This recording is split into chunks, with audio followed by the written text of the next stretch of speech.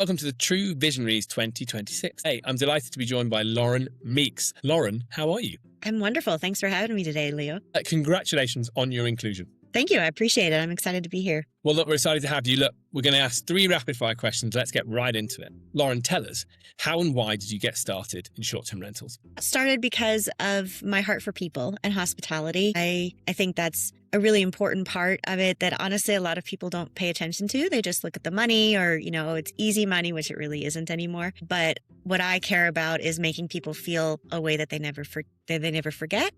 And I think that's one of the things that makes me stand out, me and my team as well. I've traveled extensively. I've been on the receiving end of that. I know how special that is to feel like someone really cares about you. And so I want to give that with my guests as they come and stay with us.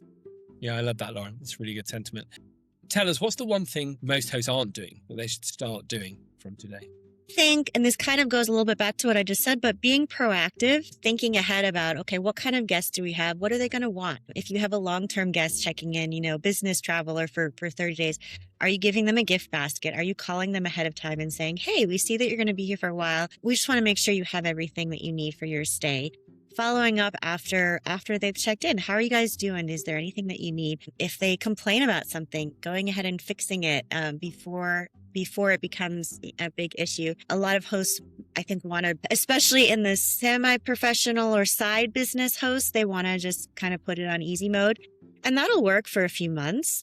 And then your property will start to get run down and, your guests will start to leave bad reviews and then it doesn't work anymore.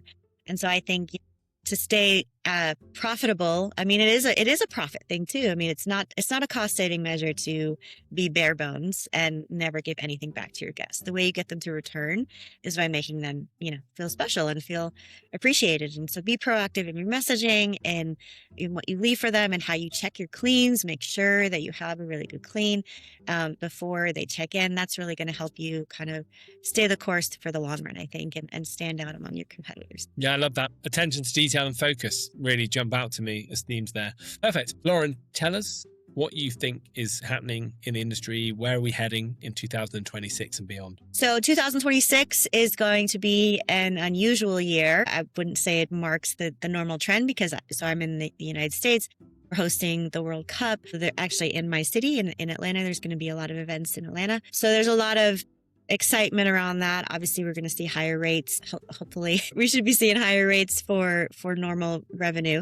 But what I see more long term, at least in the U.S. market, is you're still going to have those hot spots of high tourism activity where there's going to be a lot of short-term rentals. But there's also a lot of additional regulation that's starting to pop up, and legislation is finally starting to catch up to the short-term rental market.